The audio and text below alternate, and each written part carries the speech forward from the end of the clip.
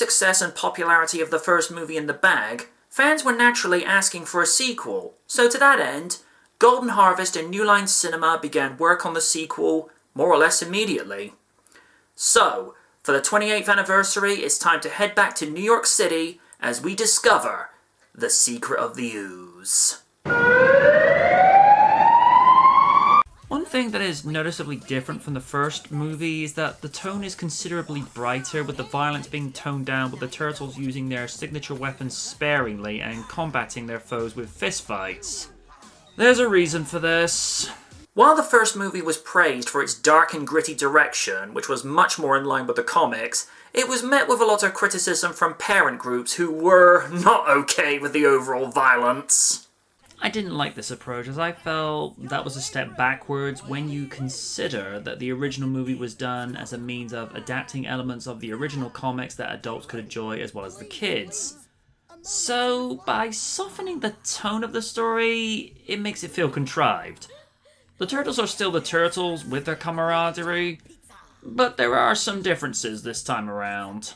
Raph is not as angry in this sequel. There is still that spark within him that makes him the hothead, but it feels like he's somewhat restrained. Leo is a lot more confident and cool-headed when compared to the entry level to the franchise, where he has a better handle on being a leader. The story focuses on Donatello somewhat, allowing him to come into his own and show the audience the intelligent member of the Turtles that he is known as in the comics and the animated series that was running into its 5th season by this point in 1991. I feel like he's a little philosophical in this when he's conflicted about how their existence was just an accident when they came in contact with the Ooze that mutated them from their pet turtle form 15 years before. I think most people would find this conflicting if you're met with the possible realization that your existence was based on coincidental circumstance. It's like telling a kid you were an accident. It's like, do you have to go there? Mikey is still Mikey, and the least changed brother. Still acting like a goof, but, you know, we love him for it. The plot essentially picks up from where the original left off. The Turtles have settled into April's new apartment, and they've brought home yet the umpteenth pizza, after thwarting a local burglary by aiding a pizza delivery boy named Kino, who also happens to be a martial arts student. Shredder, having somehow survived the crushing defeat from the last movie, does his best impression of WWE's The Undertaker, of rising from the ground if he lost a buried alive match, as his hand rises from the rubble. As much as the Shredder is still the best big bad to face for the Turtles, I find it incredibly hard to swallow that he survived being crushed in a garbage truck from the first movie. The two main plots of the movie sees the Shredder acting out a revenge mission for what the Turtles did to him last time, when in actuality it was Splinter that defeated him. The other plot is the use of the Ooze that Professor Jordan Perry from TGRI is trying to clean up from where the chemicals were dumped 15 years ago, that saw the transformation of the brothers, which also sees the creation of Shredder's own mutants in Tokka and Reza, a mutated wolf and snapping turtle, respectively. The final battle comes down between the brothers and Shredder, having consumed the last pile of Ooze, and mutates him into a 7-foot version of himself, and now sporting more roids that would make Scott Steiner jealous. But what became a great asset very quickly becomes a detriment because it's his strength that causes the platform to tumble, leaving him buried. Shortly after being defeated by the Turtles, the Super Shredder was admitted to hospital, where it was discovered that despite becoming a mutant, he also tore his quad. Wrestling fans will get that joke. The story was entertaining, yet I felt it was a step backwards with regards to tone. But it did answer a lot of questions that the characters and the audience had from the first movie. Paige Turker replaces Judith Hogue as the Channel 3 news reporter, and she's just as bubbly as Judith. While I liked her performance, I didn't see the necessity in replacing the former, as I thought she was great as April. Nonetheless, she does just as good, and the character is not featured as much as in the first movie, as the focus was more on the Turtles and David Warner's character. He plays the role as a scientist well that is taking responsibility for TGRI's past misdeeds and has a good rapport with Donatello, as both are men of science, and this is good for Donnie as he finds someone he can relate to. David is a really good actor, and he makes Professor Perry very likable. He'd go on later to be the voice of Ra's al Ghul in Batman, the animated series. I found Keno to be a likeable character as the martial arts student that also delivers pizza. He's also the character to faint when meeting Splinter for the first time, something that is repeated in the sequel. He has a good rapport with Raphael as the two have the same idea that they need to find where the Foot are hiding, when others reject the idea on the grounds that it's too dangerous. Francois Chow replaces the live-action actor as the main antagonist while David McCarran reprises his role, vocally. Francois does well with the live-action and David just picks up from where he left off. I don't know of the reason why James Saito did not return for the sequel. It could just be he was either not interested or had the scheduling conflicts. Either way, it doesn't hurt the movie at all. The Turtles' mentor and father figure is not used in the same way as before. Whereas in the predecessor he is used as a motivational figure and to where his absence is heavily felt from his students, you get the sense that he's just a supporting player in this as he's not called upon in the same way. He still imparts advice as he has done before, but I get the sense he was trying to show that the brothers could grow without too much assistance from him. Brian returns as Leonardo and I enjoyed his performance. It's art imitating life because, just like the leader, his portrayal showed that he had gotten more confident in the role.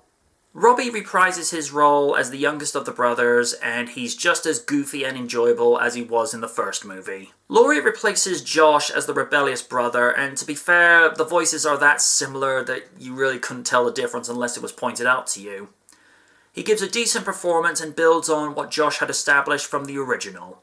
Adam Carl replaces Corey Feldman as the bow-staff-wielding turtle, and he allows Donnie to build character with his performance when you hear the frustration in the character's voice when questioning the whole situation with the Ooze. He still has Donnie sounding weird by saying out-of-place adjectives that Corey had the character do in the original. Exo Mundo! Acapella! Perestroika? Oh. Okay, I got it. Frere Jacques. Frere Jacques. Frere Donnie, Jacques. give it up.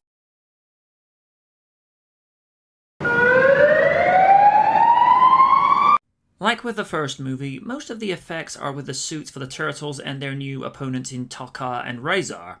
While the mutant antagonist suits looked good, I felt they looked too cartoony or caricature. Now granted that you could make the argument that the Turtles themselves look cartoony, they do to a point, but their suits at the very least look plausibly tangible, whereas the Foot Mutants looked like they stepped off of the set of Jim Henson's Dinosaurs, of which was the same studio that produced the Turtle suits. Had the Wolf and Snapping Turtle looked like something out of Aliens or Jurassic Park, then it might have been a different story. Although, a crossover with the Ninja Turtles and Jurassic Park would be an interesting day at the movies. Indeed. The Turtle suits look just as good as before, with some small changes as Donnie and Raph had some minor alterations with their suits and heads. Donnie is much more expressive than before, whereas Raph has some spots added to his head. Leo and Mikey remain unchanged. So, the special effects are a mixed bag. The heroes look great, but the villains could have benefited from a redesign. John Dupre returns for composing duties, and his themes are recognizable, but with some changes. The Ninja Turtles theme is a lot brighter, which I suppose in some way was also reflecting the tone of the film, considering that it's not as dark as before. Vanilla Ice contributes a track to the movie and is actually featured in the movie performing on stage with his band performing Go Ninja Go. It's movies like this that are almost a lost art, where recording artists would record tracks that would help the movies, and in the process help themselves. About the only movie series that I can think of that still does this is the James Bond franchise. 28 years since Secret of the Ooze made its way to the box office, it has been enjoyed for over a quarter of a century from the original audience to those that have watched it on VHS, DVD, and Blu-ray. It took home $78.6 million against a budget of $25 million, which was substantially $123.4 million less than its predecessor. It received mixed reviews ranging from those praising it, saying that it balanced the mix of martial arts moves and humour more so than the first, to those citing that it strayed too far from its dark and gritty tone of the original. It was censored in the UK with the ban of Mikey's Nunchuckers, due to the law regarding that controversial weapon, which coincided with the strict censorship rules with the animated series at this time. Teenage Mutant Ninja Turtles 3 would follow 2 years later, with Corey Feldman returning in the role of Donatello after being absent from the second. Secret of the Ooze serves well as a good mainstream sequel, but it leaves a bittersweet taste for some, as it seemed a little too kidified with the tone. I'm MJ Knight, and we're back next year for TurtleVember Part 3.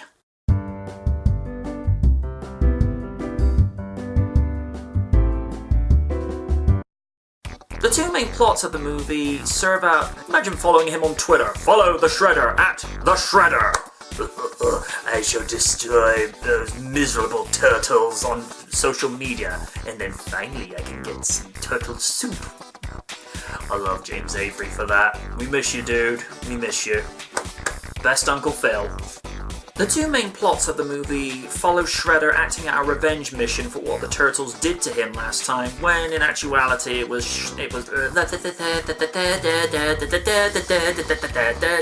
I have no idea where I'm going with this. And there's Kaiju with the drums. Yeah, I know, dude. I know. I'm surprised there's not a real features season where it's just all the bloopers. And they'll probably just get Raph come and say, that's because you're not that good. Shut up, Raph! I'm including that. But what became a great asset very, very quickly becomes a detriment to him, as it's his strength that causes the platform to tumble, leaving him buried. Surprised Triple H wasn't involved. Well, you see, he was getting movies, and I wasn't. It's movies like this that are almost a lost art, where recording artists would record tracks that would help the movies and help themselves in the process. About the only franchise that still does this is the James Bond. Blue blue blue blue blue blue blue blue blue blue blue blue blue blooper blue blue blue. The name's Blooper, James Blooper, licensed to it up. That's not bad. James Blooper. I bloop it so you didn't have to. That might be a good idea for a t-shirt. If you're watching this in the bloopers, put a hashtag for yes to bloop shirt. That almost sounds weird. Bloop shirts. We're gonna produce some bloop shirts. It's gonna be the greatest thing ever. 28 years since Secret of the Ooze made its way to the... This is going to be a theme. Just imagine Raph just going, are you still doing this? Dude, it's all about perfection. What you know about perfection? All you know how to do is cook up all you know how to do with perfection is dial up the perfect pizza. It's still a perfection, dude. And Donnie's like, I don't get paid enough for this. It's like, you have Donnie going, I don't get paid enough for this. Whoa, seriously, dudes, we get paid? We did a movie, didn't we? We did? Meta. That's not bad, actually.